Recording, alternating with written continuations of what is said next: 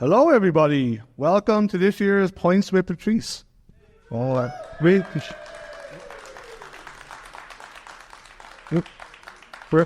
super excited that a new season is basically upon us. We've had two amazing games last weekend, an open training session. It's starting to feel very, very real. On my left here, we've got obviously the amazing Gary Griffiths. Hello. And what's your name again? Sorry. Gary Parts. Gary Parts. With the amazing... Yeah, I'm assessing Gary. Yes. We've got our amazing head coach, Patrice Gheisar. It's amazing that the changes you made to the team last year, the city itself. It's been great to have you a part of the journey here in Halifax. So, first question for you is: it's a long off season. Could you give us an insight into how you spent your time away from Halifax, both in terms of unwinding, if you actually ever do that, after a long season, and preparing for the upcoming season? Sorry, can I just look at the answers just to make sure I'm reading? No, I mean, first of all, it was the ending wasn't what we wanted it to be, but at the same time, you got to celebrate the highs and understand the lows. So we certainly take that and embrace it and use it to really push more. Obviously, our guys needed to. A lot of them were at different stages with their bodies. They need to do some recovery. And for us, the immediate action was assessing the current squad, looking at who was going to come back and what role we had. You know, for me, I think that one of the most important things is just sometimes a tough, honest conversation with players. And I'd rather just bring players that are going to have a role rather than just bring them in without really any plans for them. And then when we felt the voids we needed was about recruiting and finding them. And after that, we, have done a lot of conversations as a staff. We talked about what we did and where we needed to improve. I think, you look at it, the thing that I'm proud about the most with the group was the guys embraced it. Some of the days that we have are scary. I'm not even going to talk about how intense and long they are, but it's all of our guys and our staff that are putting that in. So they needed some time off, but we did a lot of planning, a lot of prepping, and just getting ready now to come to work. And I think the more planning we can do, the more comfortable our group feels, because we have a lot of guys that are true students of the game. And you could see that they gravitate to video and to all of our coaches, and they're learning more and more about it.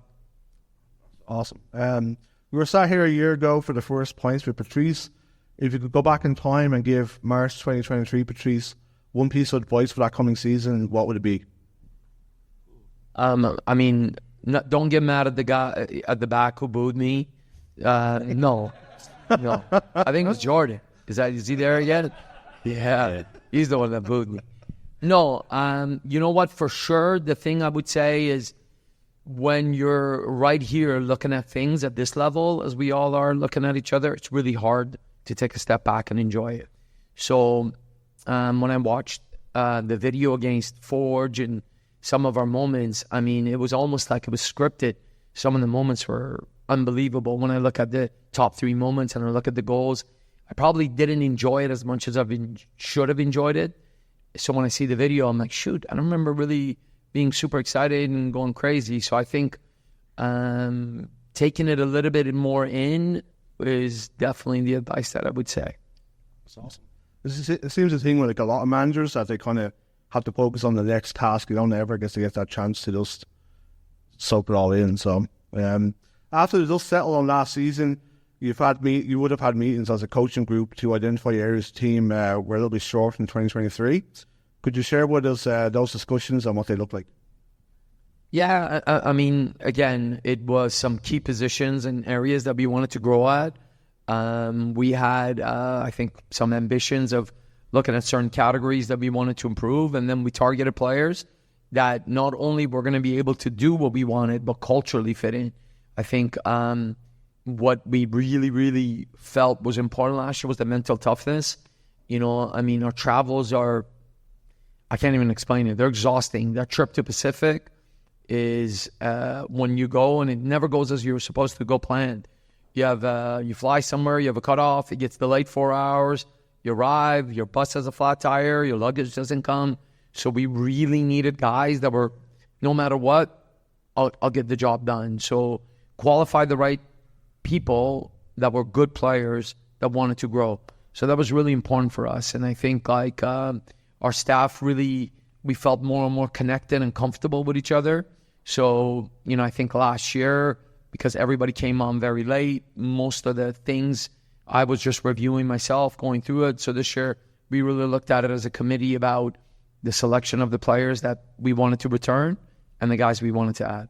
So obviously those problems were with Air Canada and not league sponsor WestJet, right? Of course, WestJet was amazing. Yeah. One time I actually got my own seat, so it was amazing. Yeah. I'm lucky I didn't get lost. So I recommend it heavily. Yes. Yeah. Patrice, you talk about the debrief that you have to do at the end of the season and how you review what went well, what didn't go well. I'm just interested in how those conversations compare to when you were with Vaughan, because with Vaughan, I guess you always had to look internally for solutions, whether that's tactical tweaks or the mentality around the group you had. But now when you can look externally for solutions with new signings, has that changed the way you approach improving a group? Yeah, in some ways, I would say, luckily when we were at Vaughan for that 2.5 year, 3 year spell, I think we had like one loss, and we had more than a loss this year, but it still doesn't take away your reflection of what you did well and what you could have done better. So I think the first thing we needed to do is kind of like just sit down, and what we wanted to do is kind of not overlook anything. So we divided the season into quarters, and we looked at what went well and call it quarters or phases, and what did we do well, what we could have done better. And now going back to round 2, what we're prepared for. So I think the resources are far more because, we have the availability of multiple video platforms. We have a staff, and Vaughan, it wasn't really full-time with a lot of people. So now we have a lot more time to take deep dives. And when you assess and you say, okay, the problem was, and obviously for me, the beginning of the season, not to start without a win and having 6 ties was a way of improving that beginning. But we are doing now more than that and just saying it. So we're reviewing and say, okay, why did we have that many ties? What happened? What were the results? And not just think emotionally about it. Take a step back and review it and look at the numbers, try to find the statistics, find patterns, what made us successful and what gave us trouble. I think you're a coach who wears his influences on his sleeve. I know we've talked before about Pep Guardiola, Roberto De Zerbi as being coaches you really look up to. And I was wondering if there's anyone you've watched in the off-season, any new coaches who you've seen some of their ideas and thought that's something you could implement with the group we've got. And kind of to use an example, I was at the pre-season games the other day, and I just thought Bayer Leverkusen when I was watching it, with 3 centre-backs, 2 wing-backs, double pivot, 2 10s, and then your striker at the tip of it. And it just reminded me of what Xabi Alonso's doing. And is that something or someone you've been looking at and thinking we can take ideas from there? Or even Denitz as well, because I remember you saying on Twitter you were watching Fluminense. Yeah, and I think, again, we talk about when we do a self-reflection, all these ideas are fascinating. And I like to say hopefully one day comes that we have ideas that other people take from it. I think you take inspirations, but you have to be able to apply it to your environment. So first one is it applicable? And when I mean applicable, it's what do we have the resources and do we have the people really to execute it? So with this year, our group is more mobile and energetic and hungry. So when we look at those, it means like, can we be guys that don't allow our opponents a lot of time? And we looked at teams around the world who are able to do that. And for sure, like Inter Milan and Bayer Leverkusen are 2 of the teams who have implemented a different way than they played the previous years. And the path they took has also produced results. They're probably top 2 teams in top 5 in entire Europe, right? So you look at it and you say, is that something we can give with our new players and new additions? And then the last step is, does our group buy in? Because no matter what the presentation is, no matter what you want to say, it's not the content that you're presenting to your players. It's what they take away. What is their buy-in? Do they want to do this? So I think for me, when we looked at the Leverkusen style and we presented to our players, you could see all of them kind of get really excited about it. Not that it's just a new toy, because it's something that they've been wanting to do, but there's just so much to do in the past year. I think it's interesting you bring up the group there, because the next thing I wanted to ask you about was the idea of building a culture within a squad and a club. And obviously you worked very hard last year to build a culture that could sustain a season and could keep the group together. With the new signings this year, and without kind of the benefits of going to Florida and having cooking competitions and things like that, how do you plan on kind of involving them and teaching them about our culture? Yeah, so before our guy, and first, step one, we have the core of the group coming back. And what I'm excited with is that the core of the group has done a lot of growing up. Dan and Aidan Daniels and Jan and a lot of guys have probably gained 3-4 years of experience in one season, given all the up and downs and the roller coaster we have.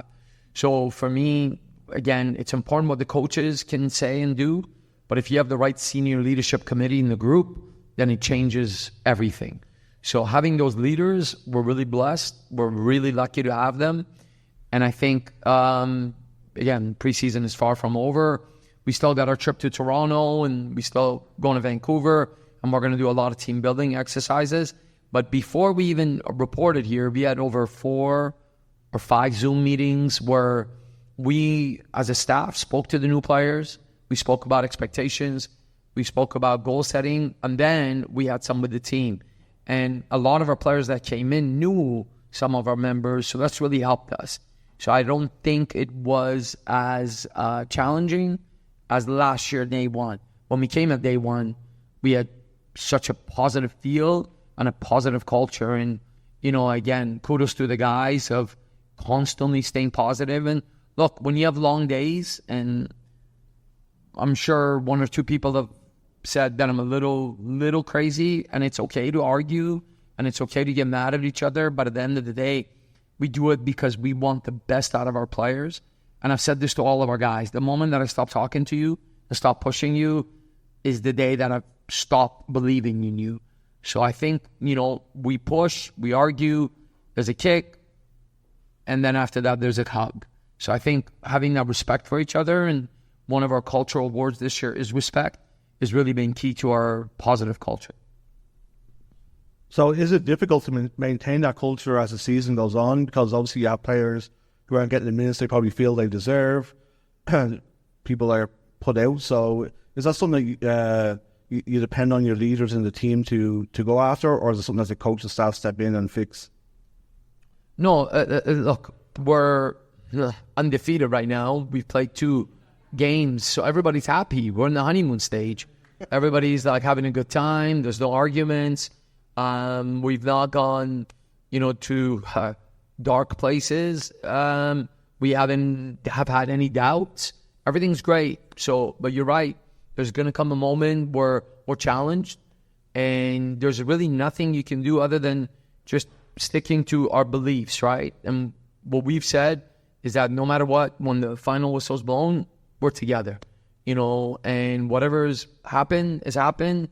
On that night, we relax and we regroup the day after and think about what we could have done better. So there's always dark moments. And I actually think that 8-game stretch, the bump and bruises, really made us who we became. You know, like what doesn't kill you make you kind of stronger. And it put us to places that we weren't prepared to go to, and we went, and we're like, well, we didn't die, so we'll be okay. We could bounce back and win some games. And, you know, that first win against Winnipeg, and after that, it just kept going. So I think what we rely on, long answer short, is us preparing them before. If you are at a tough situation and you're looking at how do I resolve this, you've already failed. You know, so you got to prepare before, and there's nothing that you could prepare other than saying, hey, we're going to be against it. There's going to be things that happen, but we'll stick together. And that's echoed with with Rampy and Dan and Yan and, Jeremy, who's a great addition and a great leader. And obviously our staff, I think we need to be there to support the guys, but we got to give them their space in their change room to kind of work the kinks out and say, it's okay. We lost, and I think we spoke today actually about it. One of our main goals, and I really believe was the reason where we finished tied for second was, I said day one, we will never lose 2 games in a row. You don't do that, you're going to do very well. Never lost 2 games in a row. So again, just stick to those few things and we'll do well. Awesome. So just moving on to a few of the new signings. We're not going to go into all of them, obviously, but there's a handful that we'd like to kind of go on about. So starting with Vitor Diaz, who's everybody loves straight away. We seem to have collected a group of very technical, very talented 10s. What was it about him that attracted you, and what do you think his best position is? Yeah, I watched Vitor for a few years when he was at college, and Vitor is a player that was drafted by the MLS, and as this journey started, I never thought would be available. He is a reliable player that really enjoys playing, and that's the first and foremost, because a lot of creative 10s kind of start either to shy away from the big games, or they don't love doing every part of the game. And Vitor really loves that. He's, one of our other things that we wanted to find was a left-footed attacker. So he's left-footed, and he has experience. He's won a national championship. He was drafted in the MLS. He played 2 MLS pro clubs that are big clubs. He wanted a change. He had a lot of options, and he came here because he believed in our project of wanting to play football. I think every club in CPL is going to have their own identity of whatever it may be. Ours is we'll try to play, we'll stick together no matter what, and see where it takes us. And I think Vitor was attracted to that. Love it. As I said, anybody who's watched him loves the way he plays the game. So next up is Christian Valesky. He seems to be like a proper centre forward, a proper number 9, like a big target man. What did you like about his game, and what attracted you to sign him? Yeah, when you think about Christian, you have to also think about a partnership. So for me, the partnership for Christian was, okay, how do we manage him with Thiago? And Thiago's a player that had his up and downs, just like anybody does, including us coaches. Thiago has really committed himself to work hard in the off season. So we had a lot of choices. I think we looked at maybe 50 different 9s with the different style they play and the type of people they are. And the majority of them were between 20 and 25. We felt that it would create an overlap and some potential issues. So culturally, we looked at Christian, who's played, many games as a pro. He was one of the guys that many mentioned that was always just a bit short of the MLS. He scored 70 pro goals, and he's a guy that's excited to work with Thiago, mentor him, make him better. And obviously, he's a player that at USL, and USL, if you guys have watched games, it's a league that some games are really nice to watch. Some games, it looks like it's like a baseball field. Another game, it's like you can see a highway right there, but it's just so up and down. I think he just wanted something different. He wanted to win, and he wanted to play. So I think he really believed in what we were doing. So I'm really excited to have him with us. Another player we signed is Giorgio Probo, and he's someone, when I was watching him after I heard we'd signed him, I saw him playing as a 6, and I really thought he was a Lorenzo analog. And I had some conversations with people where they were like, no, he's a 10. I said, no, he's a 6. Trust me, he's going to play instead of Lorenzo. And then I went to the preseason game on Saturday and Friday, and he was playing as a 10. So firstly, would you like to publicly tell everyone how wrong I was? And secondly, what kind of player is he? Yeah, for sure, Gary, you were very wrong. We know. Always. But I think Gigi's, when you look at his background, it's actually, there's always these great stories that you see. And, like, his story is remarkable because he played until the age of 18 at one of the world's, and that's a big place, the developing clubs. He was with Atalanta, which has some of the most prominent young players in Italy who've gone. And when you really find out, in no disrespect to anybody, he should have never ended up in the NCAA. He should have never taken that route. But things happened. He got frustrated. He took a route and call it a leap of faith. And here he is, a couple of left hands and a right hand, and he ends up at Halifax. And I think Gigi's an extraordinary person. He's like really the definition of the type of player we want, that wants to get on the ball, but when he loses the ball, he's starving to make an impact to get the ball back. He's cultured, and, he led the NCAA in assists the past 2 years, which is something that just went really below the radar. And, whereas MLS is turning its attention more and more to multi-million-dollar players that are established, they're really turning their back on NCAA, and Gigi is an example of that. So I'm really excited to see what he can do. I know he had a long off season, so I think we're going to see him get better every game, and his best will come where we need him in the final stretch.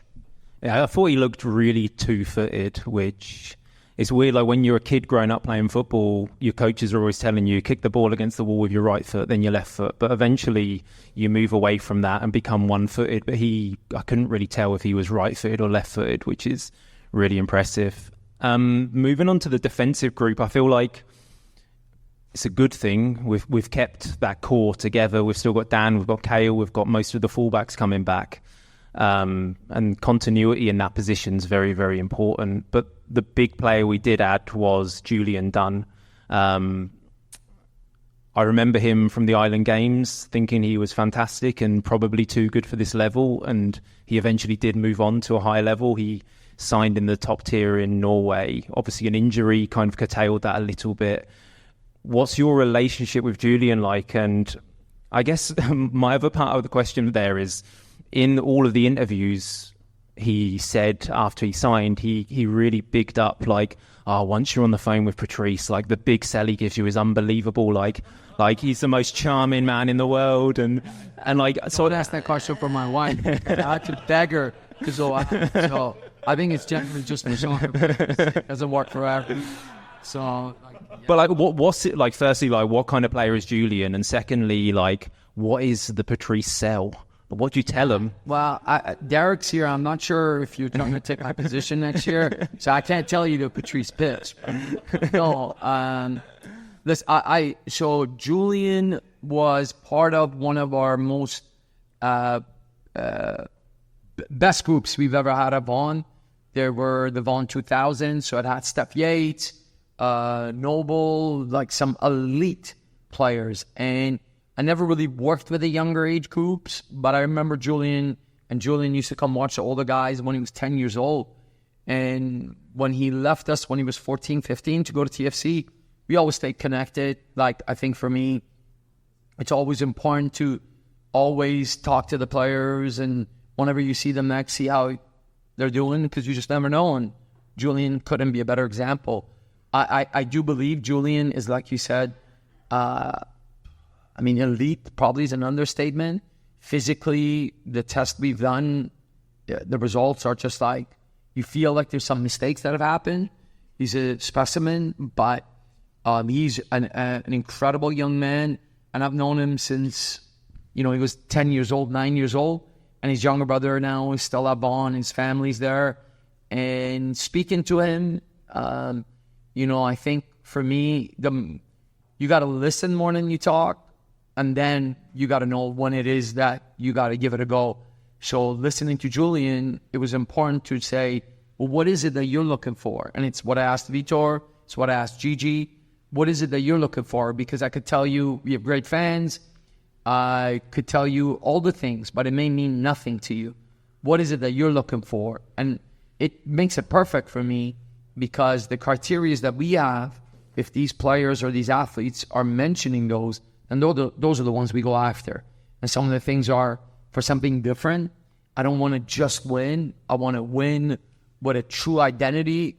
I want someone that just says, I believe in you, and, I want someone that pushes me, and you'd be absolutely shocked how little people say that now. Not a lot of people want to be pushed, and I will say credit to Jen and Jordan and Jed. We push our guys. We really, really do. And I think a lot of them haven't been pushed, and the response at the beginning is a sense of unfamiliarity, but then after that, it's a sense of appreciation. I mean, not to jump away from Julian, I'll come back. I have to remind myself, we had a conversation with Jordan on Sunday.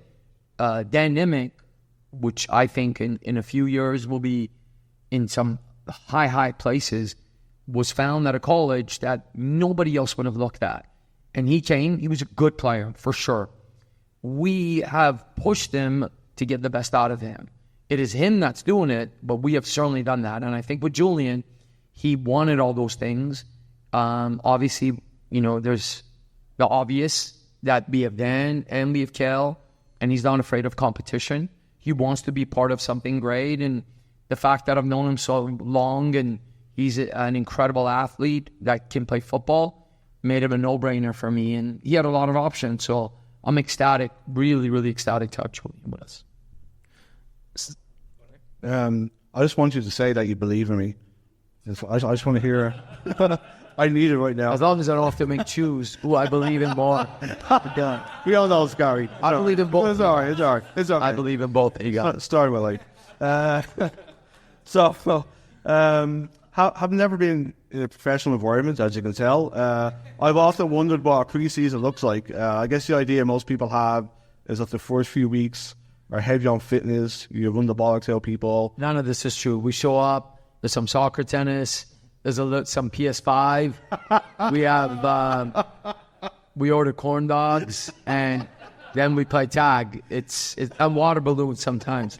It's a lot nicer than people make it sound. It's delightful. It's delightful. I don't believe you for a second. How does it actually work?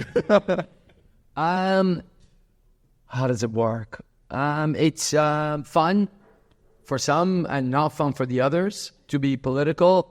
If you like running, being screamed at, having long days, it's a lot of fun. You'd be surprised there's not a long list of people for that. So that's why I said it's a debatable between the both. But it's about laying the foundation of the house, right? And I think you got to get that part right, because otherwise the house will fall. So it's the toughest part. It's the longest job, and it's the most important job.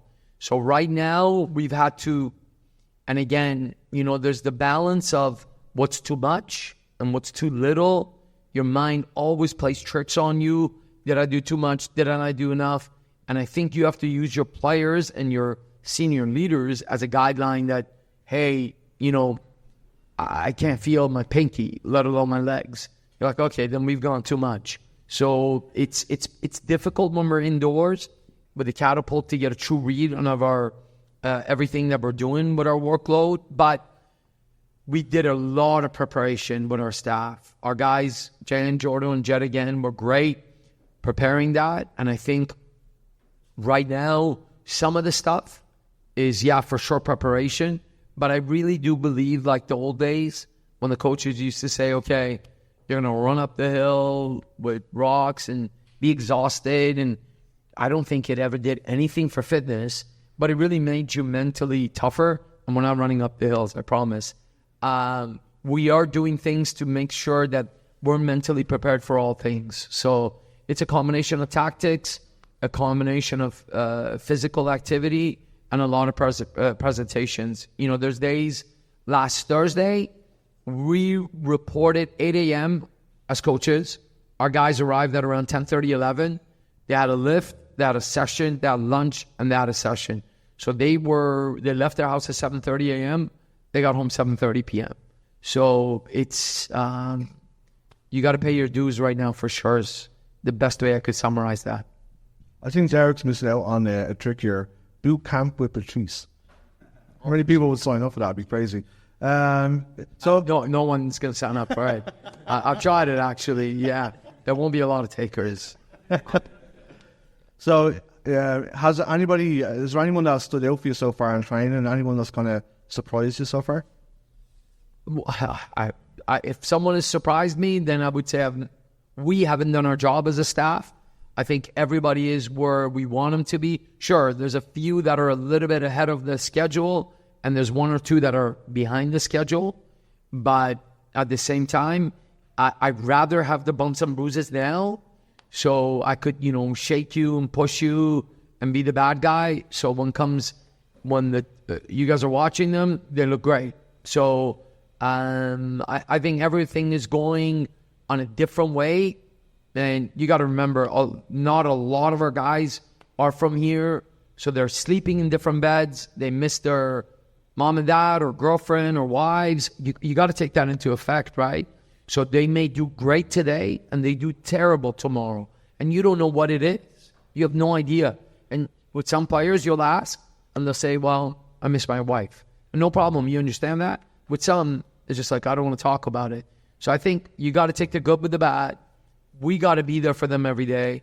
We got to push them. And I think at the end of the day, it's what happens in that first game against Pacific that's most important for us, that, we're judging every day and holding them responsible, but, it's up and down.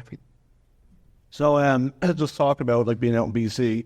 How happy are you with the preseason friendly schedule? Obviously, being out in BC prior to the opening 2 games, it just feels like a massive advantage for us.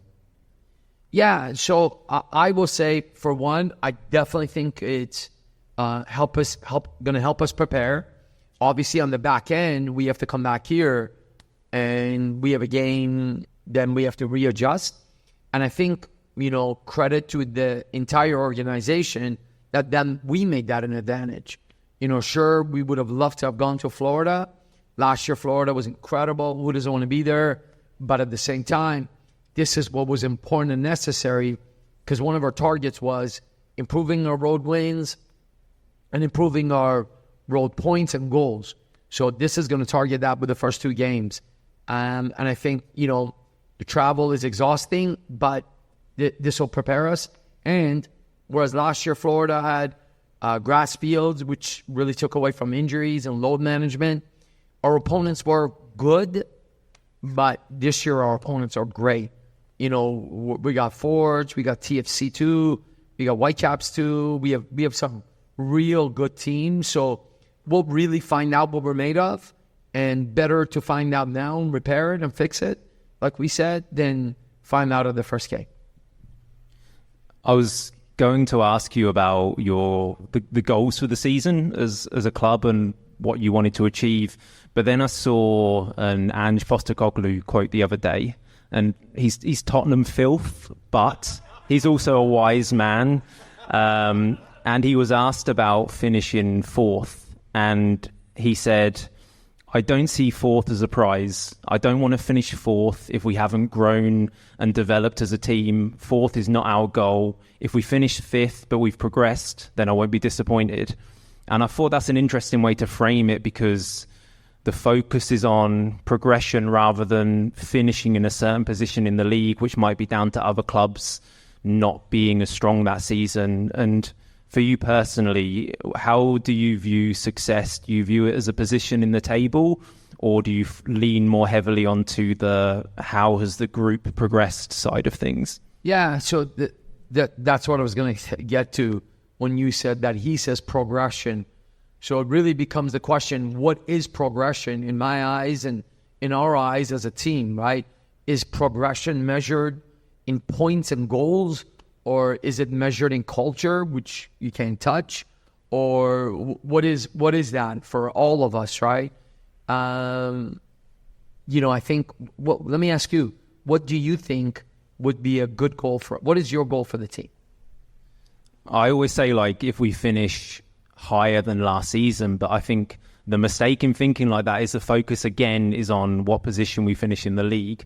Sure. Whereas, and I remember Anthony and I talking last season when we started with a lot of draws, the conversation was still very positive, because I think we both recognise the amount of progress on the pitch. And I remember us saying, what are we here to complain about? We've got a coach who is inverting a fullback. Who else is doing that in this country right now? And we're seeing kind of a style of football we hadn't seen before. So despite the fact that we'd gone 8 games without winning, I still remember feeling very positive about it. So as much as I do put kind of a tangible level to it of finishing higher than we did the previous season, I want to watch good football at home every other Saturday and enjoy what I'm seeing and not relying on a 79th minute penalty to win 1-0 when we do win. So I think I've kind of come round to being more about process versus end result. And you? The same as Garrison. Yeah. To go back, listen, I mean, I have my doubts in those first 8 games and when the first one was going to come. And I remember getting all these, every day there was a hate note left on my car till I figured out it was actually Jed doing it. So it wasn't any of you guys.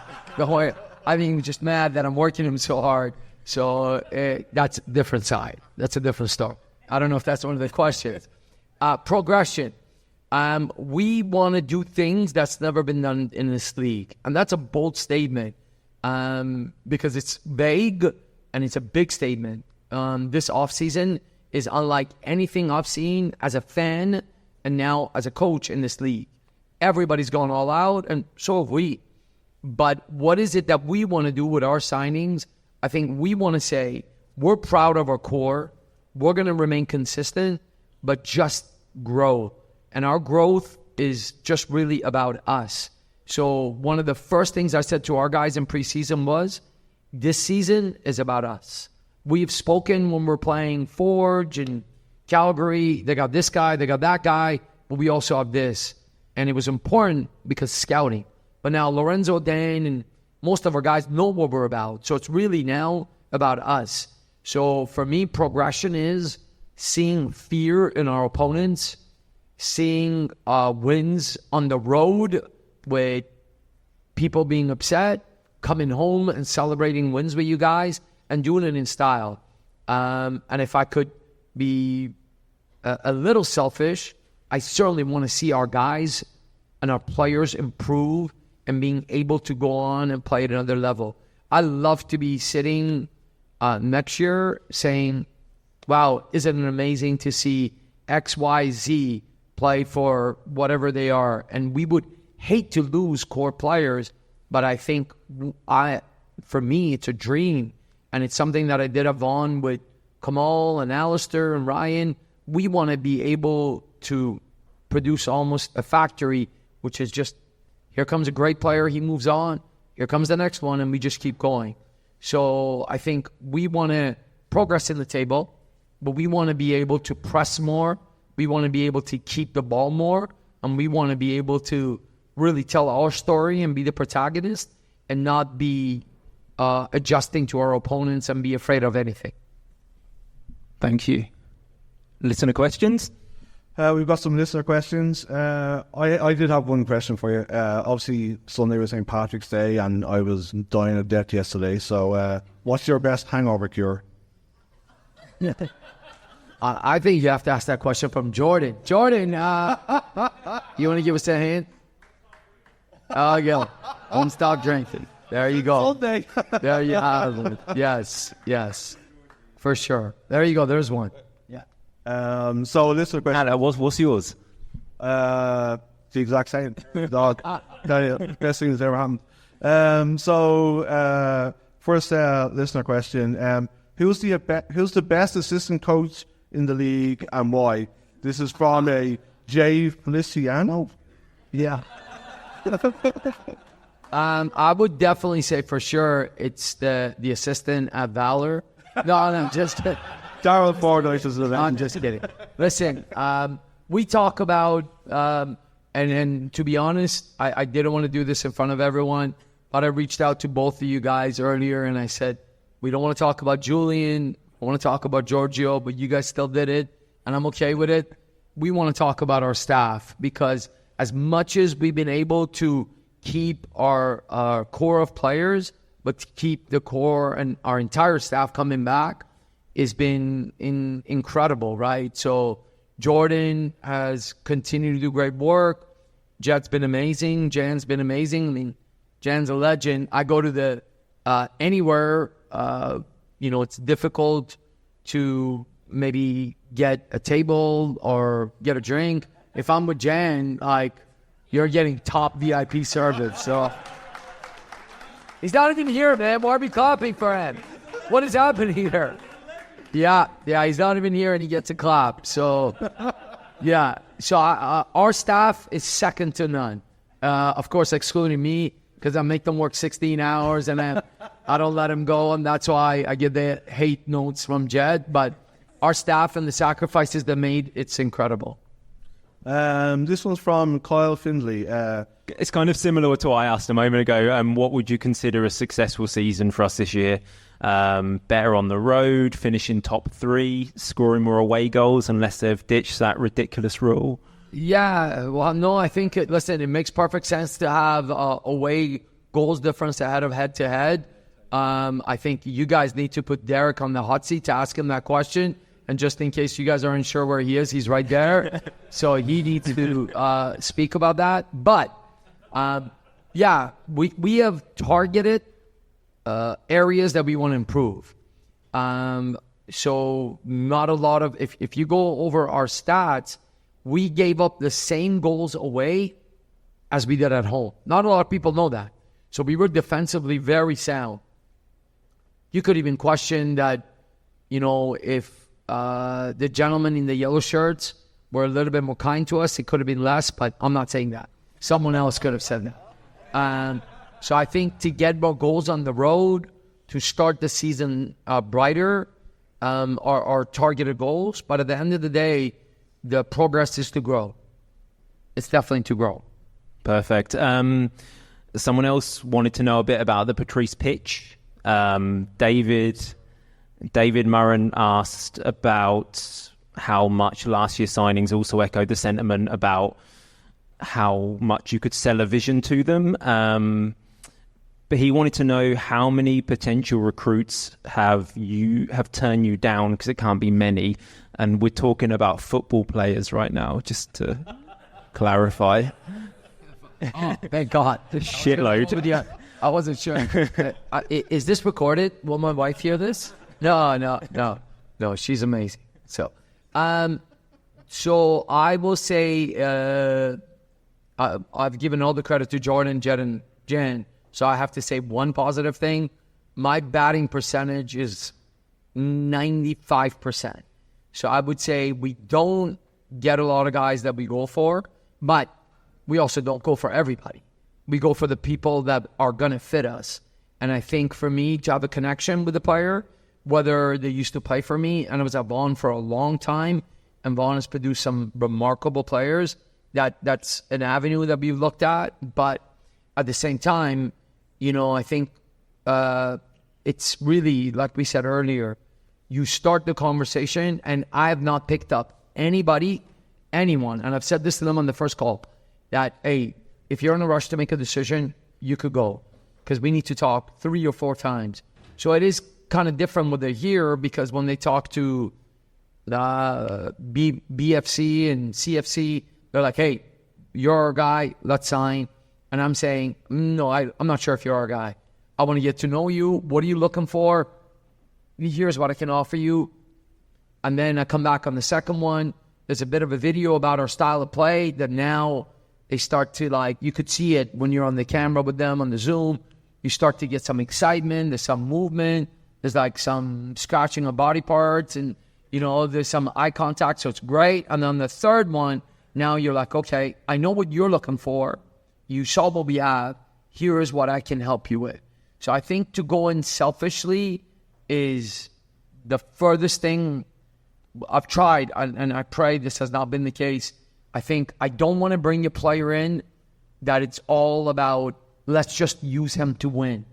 Every conversation, everything for us been to bring a player in, help him prepare to go to the next level. I don't know how many of us know, but we ended up being tied for the youngest team in the league last year, which is crazy considering we had 18 new players, and the fantastic travel we had with, Air Canada only, not WestJet. But I think when you go through those things, it's important. It's important. For sure, yeah.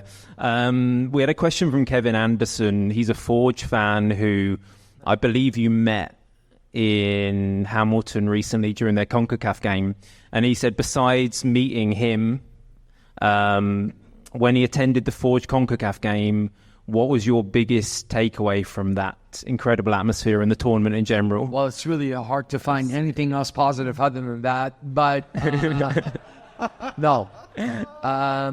I was lucky enough to see the finals as well. We were there for the and the league did an incredible job for the awards and bringing everybody in. It was fantastic. So I got to kind of see 2 games in that facility as a fan and as a coach in a 3-month, 4-month radius. You see it, and you see the great fans they have, and I don't think it compares to anything we have here, not even close. But the feeling I have is that I want to bring that here for you guys. And again, I don't want to be selfish and say, I want to be a part of that so I can have it. Sure, Jordan, Jan, and myself want that. Our players want that. But I want the experience for our fans, because to see and imagine Cruz Azul or Monterrey or any of these teams coming here, I couldn't imagine what's going to happen in the city, So I think we will definitely need to go back to that question with, what was it, the cure for the hangover? Yeah. But a lot of people don't need that. So my takeaway was, what a feeling. I would love to take this in and bring it for you guys, bottle it in and bring it here to the city. Amazing. I just have a question from Mr. Chris Serra, I'm sure everybody knows. Ryan Telfer spoke about you reaching out to him during this off-season to come to Halifax. What is it about Ryan that made him one of the first people you called this off-season to join the club? Yeah, Mr. Bad Guy himself. Yeah. It was Jordan again. It's in. It's just automatic Jordan. So someone told me that every story has a villain, and he's definitely a part of ours. We have had some villains before. I'm sure you guys may recognize it, but those villains are always the ones that you love when they're on your side. I know Ryan for quite some time. He used to be at Bond. I was at York. He was at York University. And I think Ryan is cultured. Ryan is extremely athletic. He has a big, big personality. Like, you don't need to tell Ryan, tell me what you think. And sorry, I mean that in a good way. Because we have a lot of quiet guys in our change room. And I'm certainly borderline a bigger personality. So to have a guy in the change room that can get the juices flowing is great. Ryan has played, I want to say maybe 30 games in the MLS. Ryan he scored the first goal in the CPL. He has played right wing, left wing, up front, left back. He's played in World Cup qualifying games. He's a regular for Trinidad. And he has a connection to that guy. What's his name? Andre Rampersad. Yeah, Andre Rampersad. So who's that? Yeah, exactly. So that really helped. So for me, he was a home run. But Ryan had a lot of admirers, and again, I had to give him the pitch. So luckily it worked out, and we got him. And I think he may be a bad guy to the one person, but I promise you, the moment that he scores his first goal on the grounds, you're gonna feel that he'll be one of our first heroes. He'll change your mind, I promise. Who's that Valor guy in season 1 who wrecked the table on his way off? I think he's probably a bigger villain, to be perfectly honest. What happened? You ripped a table? He was sent off, and as he was walking off, there was a table next to the entrance to the changing rooms, and he kicked it, and the table collapsed, and like the water bottle flew up and hit someone in the face. That was a Julian Dunn, was it? No. Did he play for Val? No. Okay, good. What was his name? I reviewed that. Okay. No. All right. As long as it's not Julian or Ryan, then we're good. Okay. All right. So this is from Robbie Craig. Patrice, how much say do you have in the transfer concepts? Is it 50-50 between yourself and Matt? I hate to put things in percentages, but I would say I am particular in what we're looking for. Matt does a tremendous job bringing players forward. For sure, I've driven Matt crazy. Is Matt here? Where is he? There he is. Look, he doesn't even come. Yeah. He's the guy that booed me too, I think. So Matt does a tremendous job with his resources, bringing guys forward. And I'm like, no, he's too tall. He's too short. No, we can't have any more guys with no hair because we got me and Jen. We met our quota. So I would never put it on percentages. And I certainly don't think this is just Matt and I.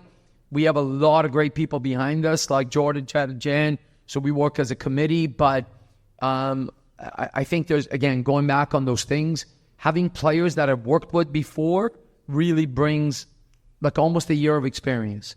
So whereas I knew Julian, he's already, although it's his first season, I feel like he's going into second season because I knew him. So I think having players that I knew and familiarity and positioning and their mentality is all more important than their ability as a player. Awesome. This one's from Carlos Benitez, Pelota de Maple. Am I saying that wrong? My Spanish is terrible. Has anyone from the Atlantic Selects caught your attention in the two friendly gases? And how is the black soccer notebook going? Have you filled it already? Yeah, I write a lot. There's the book that I threw against the bench in the Forge game, which some of you may have seen on TV, and it hit Jordan, and Jordan was threatening to sue me. But workers' comp. Yeah, workers' comp. He got. I gave him from that day was a Saturday. He got from 10 to midnight off. So I was like, and you don't ask him where he went. But I write a lot. I write a lot. For Christmas, my wife got me 4 books, hot sauce and beers. So that's kind of all the interest I've left. Yeah, I know. I wish there was more. Feels empty. But yeah, sort of, the book's filmed. I'm sorry, what was the first part? I got lost in the black book. Yeah, for selects. Yeah, there's so many, when you go into that game, you're not really sure what you're getting because we all know it was supposed to be a different opponent. We were able to do a U-turn quickly and put a top opponent against us. There's just so many good players everywhere. Sadly, one of my advices to my son, who's a very good player, 10 years old, is maybe think about school because soccer is just one of the toughest professions there is. It's just really difficult. There's so many good players, and we're one of the teams as an organization that's given a lot of chances to first-time pros. So, I feel like we're like Mother Teresa because even now, so many other people are coming to us, hey, I need a chance. What do you think? But there's only so many spots. This league needs more teams. Derek's going to be here afterwards for you guys to talk to him. There you go. Because there are good players, Carlos. You're absolutely right. So there's a lot of players that caught my eye, but I think it's what you see in front of you. For me, I always look at a player that how would he do in our environment? So I say, what I see now is not what I'm going to get in 8 months because maybe it'll be better, maybe it'll be worse. It depends on their individual behavior and mentality. But there are players there that could perform and go up, but, there's only so many spots that could go around. I just had a quick follow-up that we're surprised by the intensity of that game. There was a lot of meaty challenges that went in. Those 2 games, they really brought their A game to play against us. So was that something that you would ask for? Camilo had tissue up his nose by the end as well. Yeah, no, generally it's uncommon for a coach to ask the opposition coach to produce, what is it he said? Meaty challenges. Meaty challenges. Yeah, no, that would be uncommon. No, but I mean, listen, our guys are going after it. They were going after it. I am never the guy to ever say, take it easy. Like, I think that's like a sin, but maybe at some points we should have taken it easy.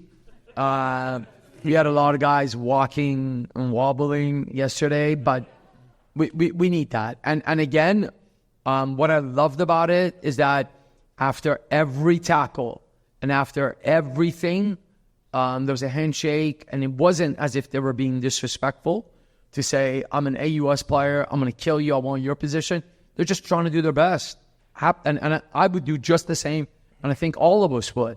Give us 2-3 beers, we would probably even do more.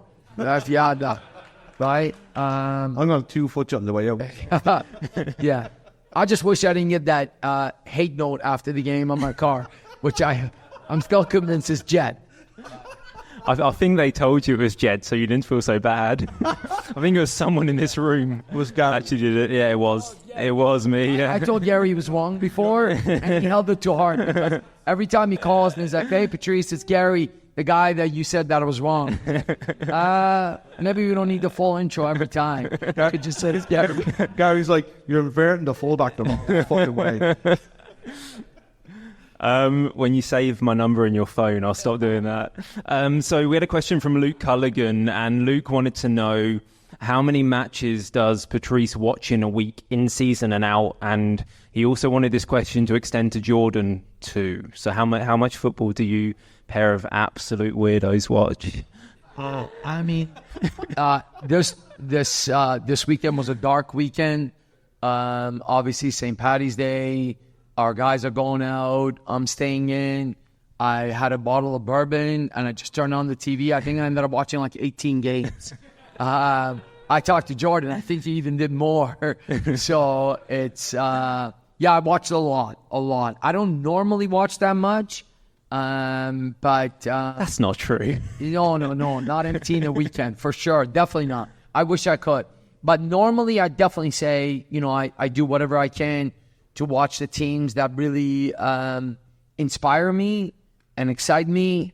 But I'm finding myself watching, morning English, afternoon French, afternoon MLS. And, it was Saturday, it was 2 a.m. I think I was watching the Indonesian second league. So it's a dark place. Yeah. I wish you didn't ask this question. Jakarta FC, I'm like, Maybe we can ask Jordan. Jordan, how many games did you watch this weekend? It's less than 18, so he's at a good place. So next pre-season, we can expect an Indonesian signing then? We're going to Indonesia for pre-season. Bali is a really nice place, so we're going there. Really nice. We had a question from Alex Donahoe, who said, although we only lost a couple of away games last season, which was great, we only won a couple too. I was wondering about how different away games are for you personally, going from like the slightly smaller League One Ontario geographically to one of the biggest leagues in the world. So I think that's been a problem we've had since the first season, and I don't know if there's a solution. Like, how do you solve that? It's like looking at, this is not a pitch, to say our beer is half empty or half full. Sure, we lost very little games on the road, but we also tied 8. So that's not easy, but we have an advantage. And, I think we tied for first for home games for points. It was us and Calgary. So obviously we took advantage of the distance, but on the road, it wasn't easy. And just remember that we had a lot of players that were first-time pros. So there are, I will never be able to say that's just what it is. It's just not who I am. So we're going to improve it. So we looked at having a deeper squad, more squad rotation, get to the games earlier, like going to Pacific and Vancouver 2 weeks earlier. And for us, our players now, what to expect. So we toyed around with different ideas. When we were on the road, to adjust to the timeline of where we were going. Then we did a split. So we're at Vancouver. Okay, split the time because it's 4-hour time difference. And then the one that was starting to see its charm was the one that, okay, no matter where we go, we stick to Halifax timeline. So if we're at Vancouver, we're going to bed 8 p.m. because it's midnight here. So when we get back, we don't get a double whammy, right? So I think we all needed to play around with it. It is drastically different than League One, because League One, you're taking a bus to Windsor, but, it's different. But Pacific, and I don't know, we found ourselves going to the Calgary airport, that, as Kel did in his interview, but when you go to, different places, you have all these different potential problems, delayed flights, the time between the flights get changed. You just can't let it throw you off. So I think mental strength, our preparation, and a deeper squad will hopefully be the remedy for what we're looking for. I think what you're saying is Derek needs to buy a private jet. Me or the team? The team. Well, my wife asked for a private jet for next year for Christmas. So, yeah. No. Listen, we have a lot of resources, and the organization has done a tremendous job. I just think that we know now what to expect, right? We're ready to say, oh, no problem. And it happens to everybody at every level. So before we get Derek up to answer a few questions, what's your thoughts on the new CPL rules regarding youth sports contracts no longer counting towards the primary roster? Yeah, I shouldn't talk about this. I'll say this. I think the league is continuing to take steps in the right direction. There are so many good players everywhere, like we talked about, including youth sports. So this is a good way of promoting and giving us an incentive to say, hey, take a look at young players and university players more. We look at youth sports players like, I would have rather had a guy from the Portuguese 4th division come here because he's got 20 pro games. But I could tell you, Gabby Bitar, who had a really good season for Vancouver, he was a youth sports player that's progressed through. And the one that I have to draw our attention to, that I think is the story of this entire league, really, is Kareem Sow. Kareem has gone year by year. Yeah. And, you look at that, and he's progressed through and earned this time to be where he is. And, as an organization, we allowed the time for Kareem, and Kareem's like a very elite student, to complete his school and be a footballer. And that doesn't happen often because, generally with the amount of hours you spend on the field, you just can't attend the books. So I think it's a really good incentive to tell all of us CPL coaches, hey, sure, look in Europe, look in South America, but don't forget the guys that are here. What an amazing young man, too. Yeah.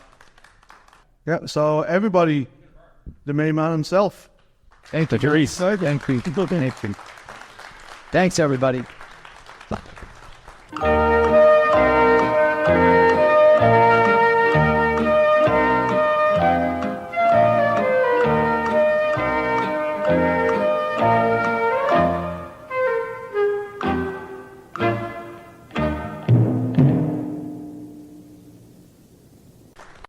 So we're continuing on now with the captain of our Halifax Wanderers ship, Derek Martin, ladies and gentlemen. Derek, I want to ask probably the most controversial question first. Great. And just get you in trouble straight away. There were links today with Amir Didic and Manny Aparicio signing with Atletico Ottawa, and I think we've all been keeping an eye on them this pre-season with the amount of cap space they're potentially putting towards it, or potentially there's a lot of coaching jobs in that part of the country. Who knows if there are? And I just wanted your perspective as another owner of a CPL club, how you view them and their spending. Very subtle. So I will say my only text I sent today was to these two to say, do not ask Patrice that question, because I would only know where he would go. But listen, I think at the end of the day, I'm in a fortunate position where I get some transparency that you guys don't get, and I get to see kind of what the contracts are for other teams. And at the end of the day, this is math. Okay? So I used this example with somebody earlier today. Let's just, for easy math, say we're trying to get to, $1.2 million. There's a lot of different ways you can get there. Right? So if we're assuming 20 players at $60,000 a year, that's 1.2 million. If you pay 10, 80,000, you pay 10, 40,000, you still get to $1.2 million. So it really comes down to making a strategic decision about how you want to build your squad. And you heard Patrice earlier talk about how we have made a very strategic decision to have depth to help us deal with the challenge of playing on the road. And I'm glad he said it because, we love the fact that we win a lot at home recently. But, there's a good and a bad to having the travel that we have. The good is it's really tough for a lot of the other teams to come play us. The bad is that we have to go and play them. So we have made a decision, and, this is why you play the games, to see who is right in how they decided to build out the team. And I know everyone loves a good conspiracy, and I know everyone loves to, assume that people are breaking rules and doing all of these nefarious things. But at the end of the day, we have to believe in the processes we have in place. We trust, our commissioner, our football department to kind of validate what we do. We certainly do everything we can to be above board and make sure we're following the rules. And we've chosen to build a squad 1 through 23 that we think is going to be standing by the end of the season and making it through 28 games. To speak specifically about what Ottawa's doing, they're making a different choice. They're building a team that's got 10 or 11 really, really strong players. That may work. Those 11 players may make it all the way through 28 games, and they will be a formidable squad. I have no doubt. There's a lot of talent there. And we'll beat them anyway! And we'll beat them anyway. Patrice's line about there has to be villains, that came from me today when I said it to him. That Ottawa certainly set themselves up to be the villains this year. But I did a little look at the rosters, and I got to tell you, I wouldn't trade our roster for theirs. Right? There's pluses and minuses on both sides. So we'll see how it works out, and I give them credit. They're taking a swing. They're going for it. If they avoid injuries, they're going to be really, really good. If they get a few of those guys hurt, I think they're in for a real challenging season. But they're taking their shot, and we've decided to build with younger, I think many times equally talented players. There's also a tendency in our league, I think in all leagues probably around the world, that you think the guys that maybe are better than the guys you don't know. And I think that's been proven out over time, that sometimes the best... Nobody knew who Joao Morelli was before he came here, right? And he ended up being the best player in the league. So I think sometimes there's a lot to be found in bringing in new people, and a lot of it then comes down to how they play together, the style that the coach is playing. And it'll be an interesting experiment to see how Ottawa works out. And I have no doubt they'll be good, but I also have no doubt that we're going to be good. So we'll see what happens. That's not as resounding of an applause as I was hoping for. I don't know if everybody's buying what I'm selling there, but I'm going. Yeah. I think the way I see it is a club like Atletico Ottawa, they sign names and we make names. And as a club philosophy, I'd rather be on that side of things. Robbie Craig had a question for you, Derek. He said, have you noticed the transfer model and recruitment change from the first 4 years? And I'm quite interested in this question as well, because do you find players are more open to joining us than they were in 2019 because of what we're building with Patrice and Jordan and Jed, and yourself and Matt as well, of course, and also just where potential signings now see what the club is, see the amount of people that come every week. Yeah. It's kind of a rare opportunity within this country to play in front of that many people week in, week out. And have you noticed a difference in attitude from potential signings? Yeah, I think definitely. When we go back to when we started, we were, the team that was out there. And, we didn't have a ton of history. We didn't have a ton of a soccer culture. Most of the good players still in our league are coming from Ontario and BC. So I think for them, obviously, they're going to gravitate towards staying close to home and playing for Forge or, playing for York or Pacific. And it was hard to get players to think about coming out east. And I think sometimes we all forget what stage of life a lot of these guys are at, right? They're 19, 20, 21, 22. We're asking them to leave everything they've ever known and move out to a place that, sure, we look great on a postcard and we've got some beauty, but they don't know that. They live and breathe soccer every single day. And if they don't know anyone out here and they have no idea of us because we've not done anything of significance in the soccer world, it's a big step. And I think we struggled with that the first few years, to be honest. It was really difficult. Then, in the last couple of years, I think there's two things that have happened. One, we've now built a reputation because of the fans, because of you guys, as a place that people desperately want to play. You don't get this atmosphere anywhere else. Everyone says it. It's consistent. It's over and over and over again. This is a unique place to play in Canada. So we can attract players that way.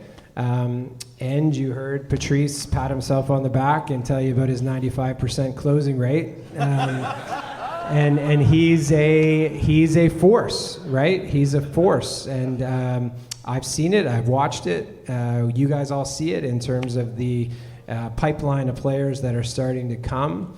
And it's partly because of his personality, partly because of the style of soccer that he plays, which is incredibly attractive both to you guys as fans and to players to want to play. And the Vaughan connection is a really significant piece of the puzzle. He has been able to be involved with a number of incredibly talented players over the last 15 years. And that is huge. That's a big benefit. So, all of those things went into why he was such a great choice for us to hire. And, it's played out now and we're starting to see it where we're bringing in the people that we want to bring in. And I think that's important. I don't want to be, this is being recorded or not being? Okay. Being very recorded. Yeah. Listen, Patrice said it earlier. This isn't just about collecting toys. Right? This is about building a team. So you can try to just add the most talented players you can find, or you can try to find the best group of young men that you think are going to offer all of the different aspects that you need to have to create a really competitive squad. We've chosen the latter. Again, I have all the respect in the world. I'm not throwing down a gauntlet to say that we're going to win the league and we're the best. I think it's going to be an interesting challenge to see, how we do using that philosophy versus a philosophy of just trying to sign the 12 best players you can possibly find and filling it in with a bunch of U Sport or lower end players to fill in the rest. And that's going to be a really interesting scenario to watch unfold and to see how that works out. And it's not going to be decided in week 3. It's going to be decided in week 28.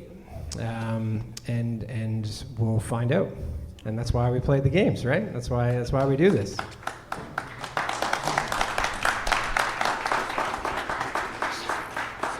So I thought we would open up to the floor if anybody has any questions for Derek. But before we do, I did actually have one question myself. So today there was an article on Sportsnet again about how Canadian soccer is almost bankrupt.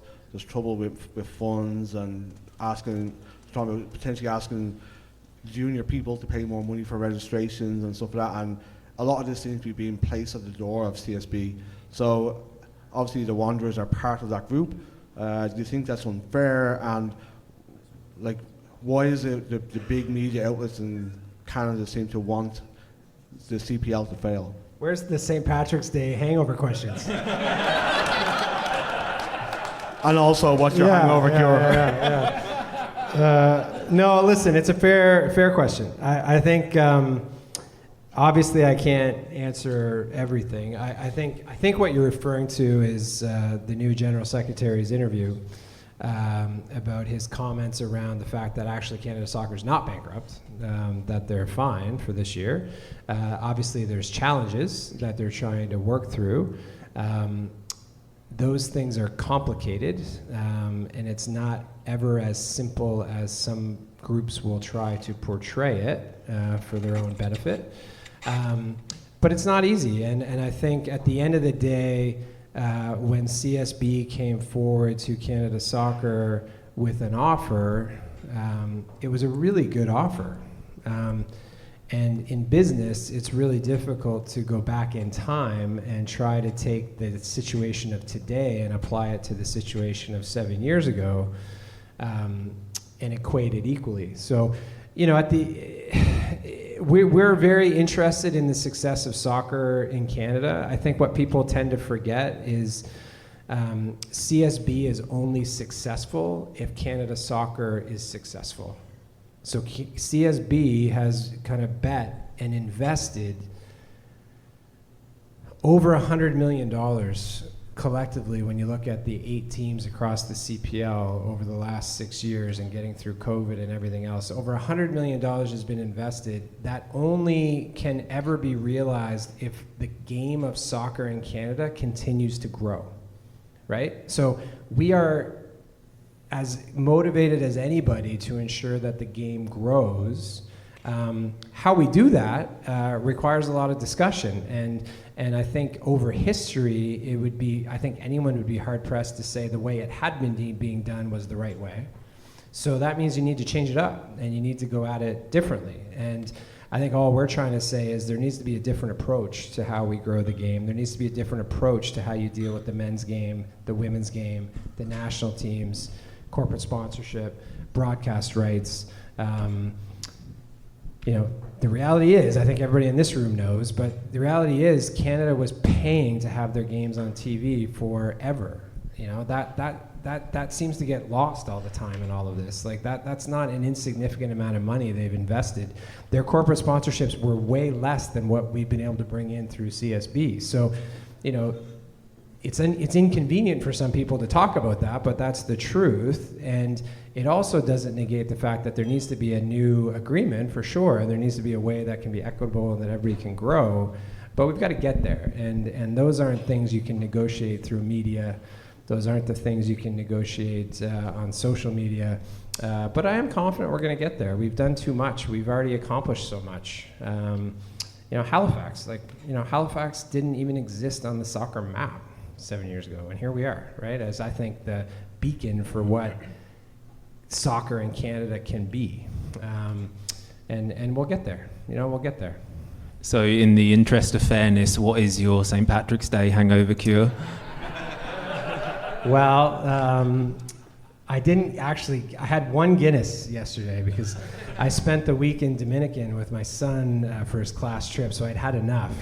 But I would have to agree that having a nice Caesar the morning after is probably the best way to deal with it. Either that or just accept it's going to be miserable and get through it. Yeah. So if anybody wants to come up and ask questions, just say your name, ask your question. For love of God, the first one better be a softball question. Just say No, it's all good. It's all good. It's all good. Bring it. Carlos, go for it.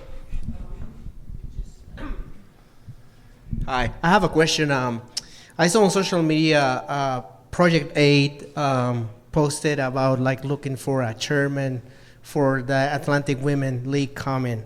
I was wondering if there's any hint or it's going to be part of the Halifax Wanderers. Are the Halifax Wanderers going to be part of that? Because just curious. Yeah, fair question.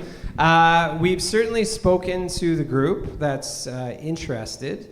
I think there's a lot of work still to be done in both Project 8 nationally and locally. I think we all agree women's soccer deserves a chance to be successful.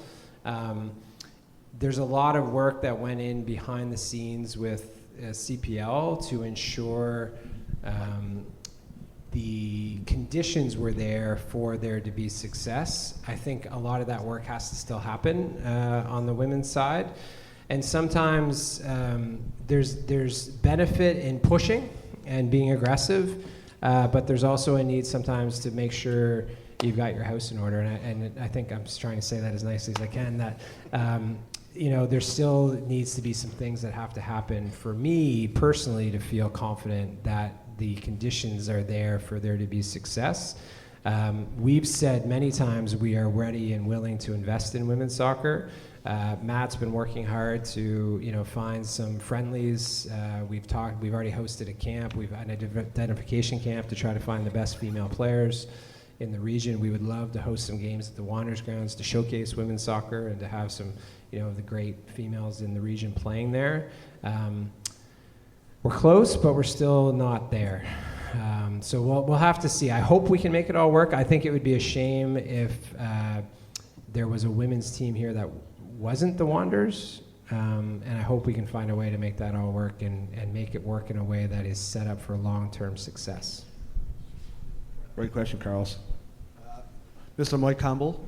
Mike. Are you going to ask it in English or in Gaelic? Right up here. Yeah, that's great. Mr. Martin, could you tell us more about washrooms, etc.?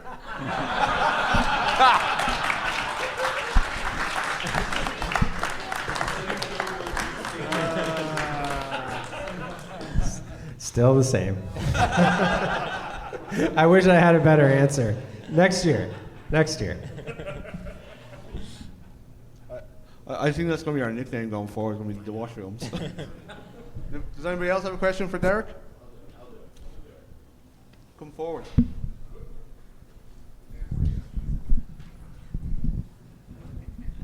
Been a fan since day one. I mean, the inaugural game completely changed my life, I'm going to be honest. But having completely exhausted the local market, I want to say, every year we do the youth sports draft. There's got to be one Halifax guy. When do we branch on from that? You've obviously done the Halifax, try to get the local fans on board. We're all here. When do we start branching on from that? I mean, you talked about Ottawa bringing in a lot of big talent, big names.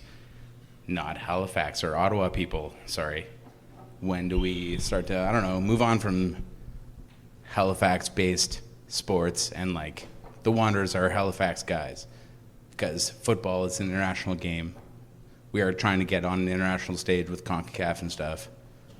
When do we... Do you mean with players? Like players, absolutely. Players? Yeah. Players, yeah. Well, I wish we had more Halifax players, but we really don't. No, but we always draft and like try to go kind of Halifax-based, I feel. Right. Well, I don't think we'd go Halifax-based. Like this year we drafted Max, who is Halifax-based, but what we've done is we've said we want to support AUS and we want to support the growth of AUS soccer within the U Sport framework.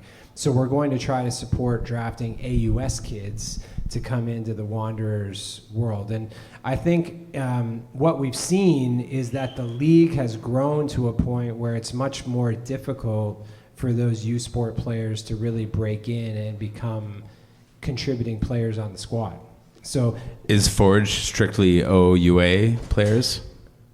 No, I don't think so. They are OUA Quebec, really. But again, that's because they've got a bunch of great players in that region. And I think the reality is a lot of those U Sport guys aren't going to be the players on the squads that make a difference. They're development players. They're guys you want to invest in. There's guys you want to try to help. We haven't had a ton of success with U Sport players even before we kind of switched over to going AUS specific. So it's more about trying to say, hey, how can we help grow the ecosystem of the sport? Can we help recruit more guys to come to AUS sport because they know there's a bit of a pathway to get over to the Wanderers? Do you think going outside of that, though, and aside from developing players, just bringing a championship to Halifax where we already have a huge network of fans and bringing the international game where we have a diverse culture in Halifax would not further build the Halifax brand and the Wanderers fan base in turn, where we could say, hey, we have, Mexican teams or South American teams coming to play, and you could be a fan of this? And Like from a friendly standpoint? No. Like once we, once we do win the league and win the playoffs and stuff, and or when we do, going outside of Halifax players. That's what I'm saying. Yeah, I think I don't mean to be pushing back, but I just think the U Sport, be on the mic this long. I'm sorry. Yeah, it's all good. It's all good. Your jacket's great, so I love that. It's awesome. U Sport is just its own unique piece of the puzzle in this. So the only time we've ever said that we're going to focus on AUS only is in the U Sport draft, of which we get 2 draft picks a year, and we may or may not choose to keep those players on the squad. The way U Sports works, contracts work, we can actually go sign any U Sports player that was in the draft to a contract. They don't have to be the guys that we drafted. So, we make a commitment to invite those guys to our training camp. We want to give them the best opportunity, the best chance to make the squad. But if they're not up to making it, then we're not going to take them just to take them. They're not going to take up a roster spot on our squad just because they're from AUS or from the region. So I don't see the connection, to be honest, like between us being able to grow the game and promote it and get to the point where we're winning championships based on how we do in youth sports. It's a tool. It's one thing that we can use, just like a bunch of other things. But I commend Matt, on making that statement that we want to support AUS soccer and we want to help grow the game. I think, one of the challenges we really face out here is there isn't, I hate to say it out loud, but it's true. There just is not the level of talent in the Maritimes that there is in Ontario, BC, even Alberta. So we're kind of behind the 8 ball a little bit in that we do have to bring everybody in to kind of make up our squad, and we don't have the advantage of 10 guys living within 15 minutes of the Wanderers grounds that can live at home. They can get paid a salary that doesn't include housing. Like, these are all factors that end up contributing to why a Forge or an Ottawa or a York can consistently be pretty good, because they don't have to pay that, right? They can pay a kid $40,000 in cash instead of $30,000 in cash and $10,000 in housing, which to that person doesn't really matter because they could live at home and not have to worry about that. So I think it's something we've identified that we have to try to improve, and this is one way that we're hoping that it might improve it by committing to AUS athletes in the draft. Yeah.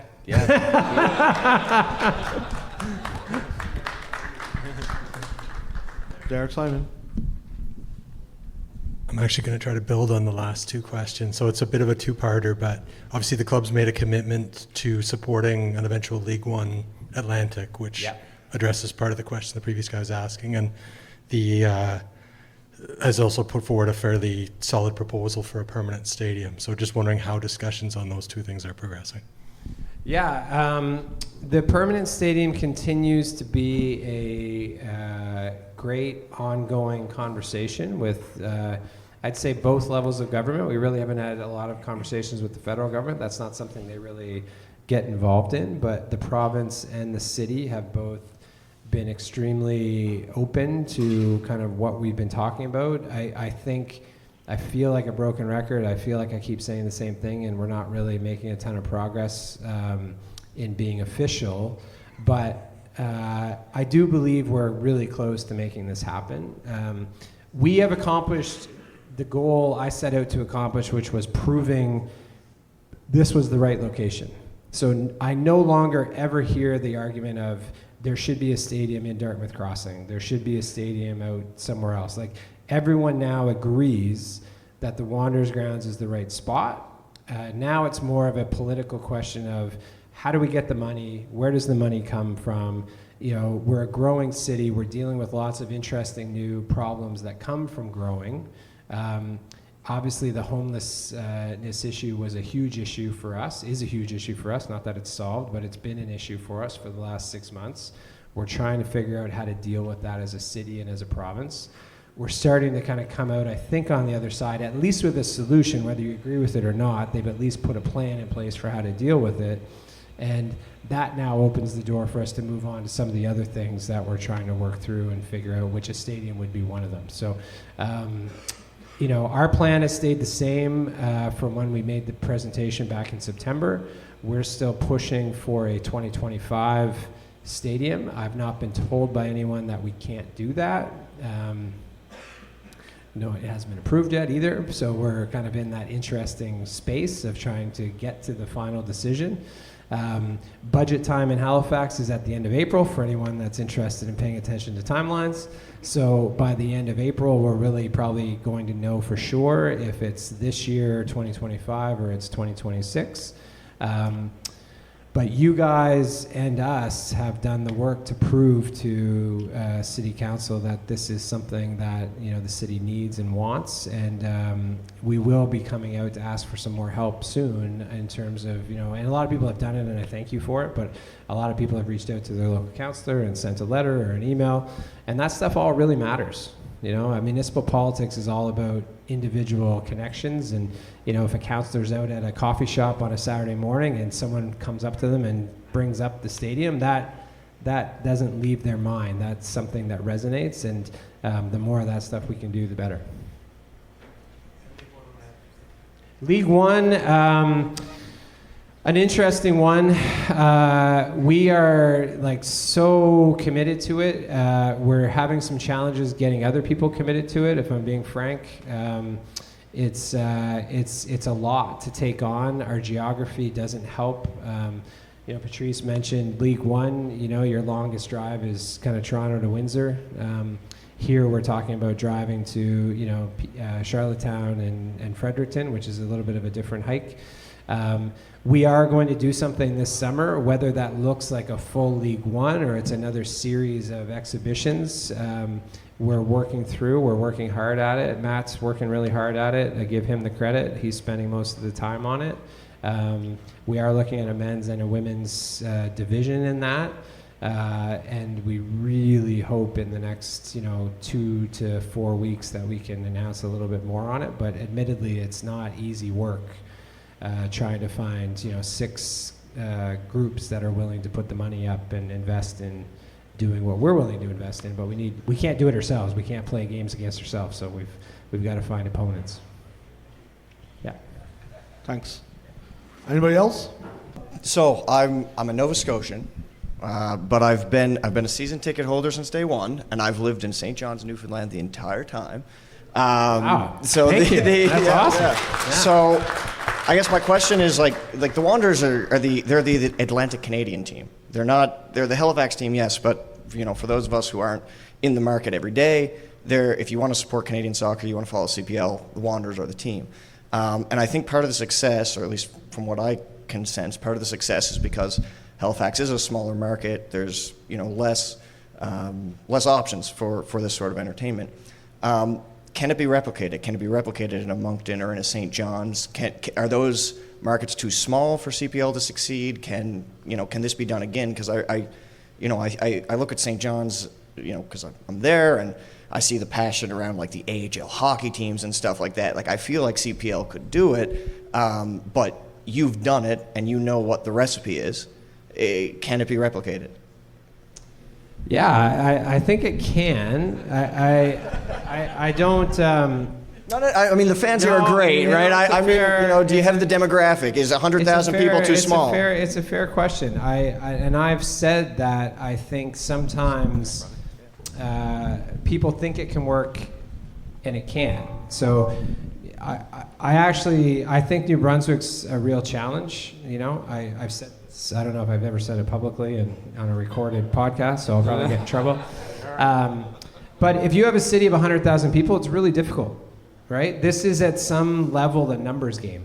And you're right, Halifax works really well because we're growing.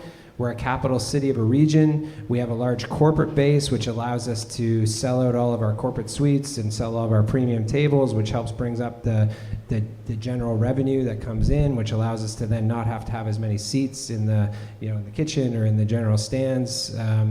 All of those factors matter. And when you remove those pieces and just assume that it will work, it often doesn't. So I've often have to be the bearer of bad news when people say, well, why won't Moncton work? Why won't Fredericton work? Why won't St. John work? Why won't Charlottetown work? And the problem is that each one of those markets individually is too small, and they don't have the corporate base. And we heard this argument in Halifax forever about a CFL team and how a CFL team would work in Moncton because people are going to travel. Well, the reality is people don't travel. They don't. You do. So thank you. But you don't make up a, you're a unicorn. You're really special. Most people will get on a bus for 12 minutes, or they'll drive 15 minutes. They'll be upset if they have to park 10 minutes away and have to walk. Like, that's the reality of what most people go through. So the one that I do think could work, though, is I do think St. John's has potential. And the reason I think St. John's has potential is because it's somewhat isolated, and because it's so hard to get to, and because there is a bit of a corporate base there that feels like that's their thing and their Newfoundland, and if I had to pick one other market that would become our rival and have another team east of, hopefully Quebec in the next couple of years, it would be St. John's. For sure. Do you think that the travel challenge with Newfoundland being an island is surmountable? Listen, we fly to every game. So what difference does it make if we fly? It's way easier to fly to St. John's than it is to fly to Victoria. So I don't think it matters in the sense, we've already dealt with travel. We've already dealt with the idea that we've got to fly everywhere. We don't have a bus trip. So to add a bus trip, to be honest, it doesn't really make a huge difference. These guys get used to flying. They get used to that. Sitting in a bus for 5 hours is not better than getting to the airport, waiting for an hour, getting on a flight for 2 hours, and getting somewhere. It really doesn't matter. I think it's more about the market having the right conditions to allow it to be successful. And you were right. Like, it's got to be a big deal in the city that you're in, and it's got to feel like it matters. Okay, I'll get to work. Yeah, good. George Street FC. I think this gentleman here was next. Are you sure? Yeah. No, I got a short one. Okay, go for it. Okay. Now, Denton's could go in any direction, so you might want to get, Okay. Vocal in. Okay, no, I just wanted to pick up on what Patrice said about thanking the staff and what Trevor said about thanking the staff behind the staff. So I want to make sure we all thank the staff behind the staff behind the staff, which is also Garrison, but I'm also speaking about Anthony and Gary, who have been doing this for so many years, putting so much into this, building the culture themselves. And I want to hear Derek say that he believes in them just like Patrice does. I believe in you guys. Yes, you're fantastic. No, but Denton, I'm glad you said that. Listen, these two guys, and there's others that are part of our group, have been around from the genesis of this. And, I think one day we will get there where we are a big fucking deal in the country, and it'll be you guys. It'll be the people that followed it from the very beginning, that spent the time, took hours to interview people, to interview players, give players a voice, let people know who they were, what their stories were, what they're about. That stuff matters, and I am grateful that you guys have done this, and thank you. Yeah. And you've had a bit of it, the last half hour you've been able to do nothing but drink, so this is not really fair. Yeah. I can't see it through my tears. It was more for Gary, but... You're a bit of an asshole, actually.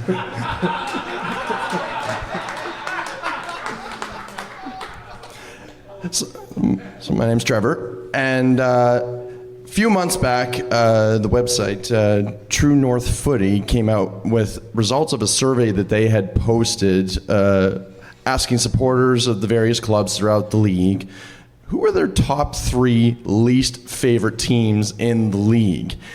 And outside of the bizarre result of Cavalry fans having a 5-way tie for third, no other team in the league had supporters list the Wanderers in their top 3.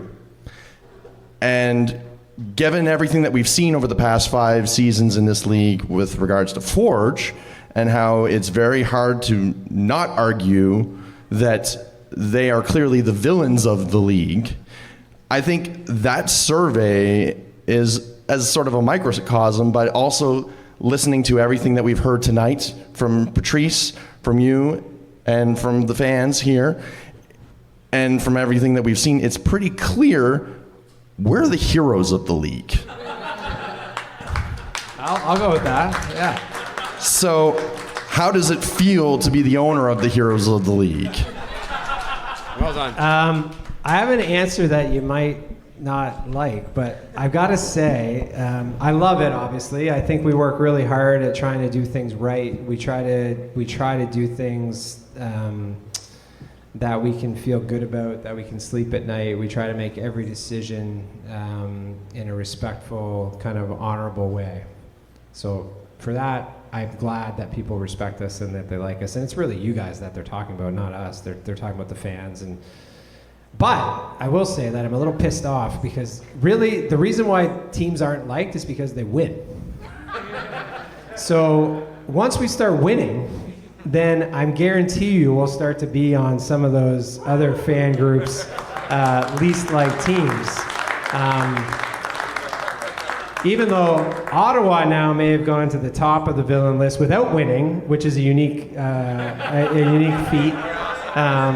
But I'd like to get into that list by winning and beating those other guys. So listen, I've got to tell you guys, like, I respect the hell out of Forge. I think Forge have done things really well.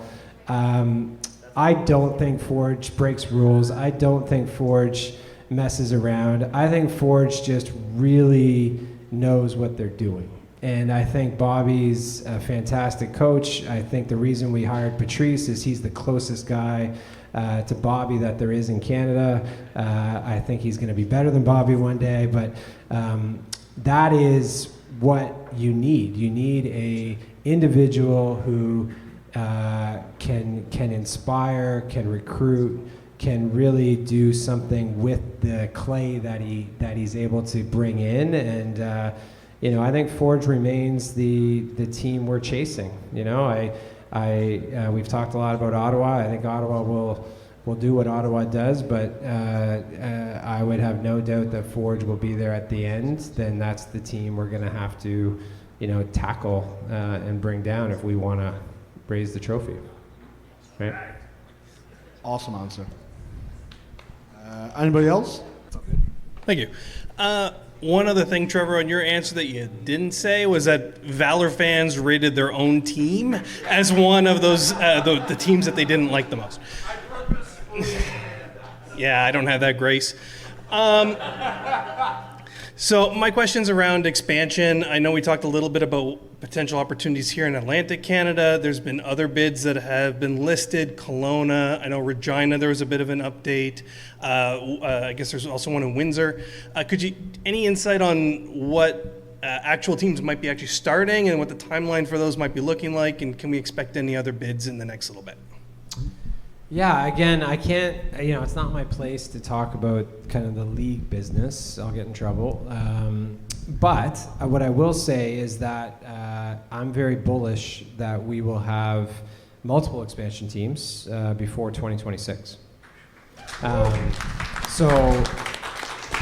I think, we've weathered a few storms. We've had some ups and downs. We've kind of worked through some challenges in some of the cities that we have teams.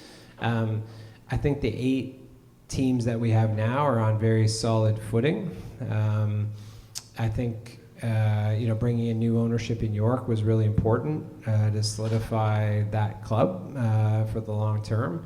And there's going to be some announcements in the next, 6 months, 9 months around how we can continue to grow. But this league will get to, 12, 14, 16 teams in the next 6, 8, 10 years. It's just not rushing it for the sake of rushing it, but really making sure we've got the people and the right situations to start, not have to stop, but continue to grow. And I am excited and confident about that and where we're going to end up. Great. Thank you. Thanks. Hi.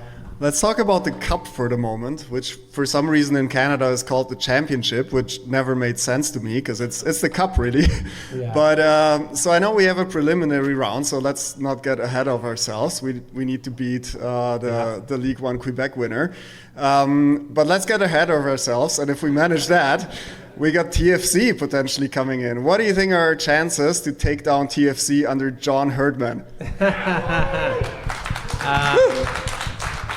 Well, I'm really excited. I think we worked really hard in the offseason to change the format of the Canadian Championship. So everyone remembers last year we ended up having to go up to York and play that first round. So we were really excited that we got it bumped back a little bit so that we could host round one.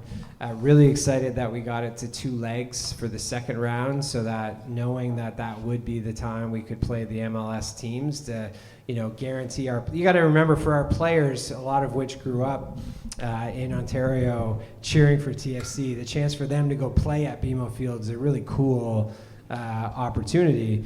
But then for us to be able to host those guys here, we did it a couple years ago. It was probably one of the most, those 2 games, the Toronto game and the Montreal game, for everybody that was at them, are probably 2 of the more magical nights we had at the Wanderers grounds. And we were fortunate enough to be competitive in both of those games, where we actually could feel the opportunity that we could have won.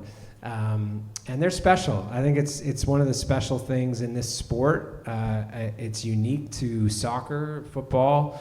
It doesn't exist in a lot of the other sports, that you can compete against teams at different levels than you.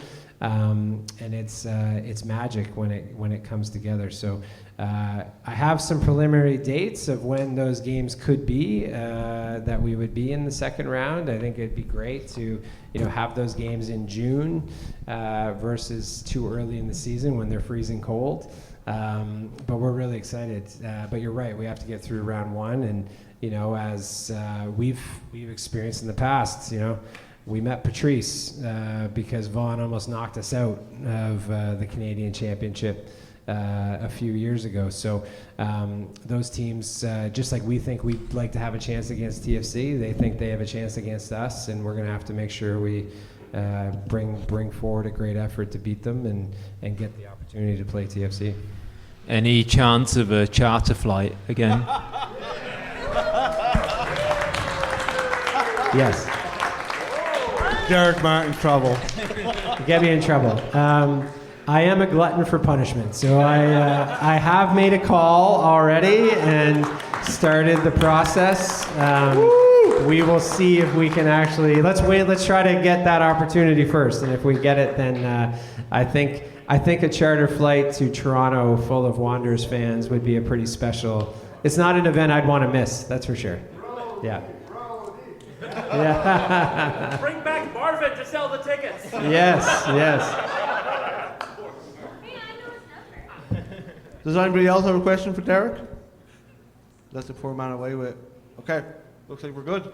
Awesome, thanks guys. Thanks so much for coming out. Thank you, everyone. Really appreciate it.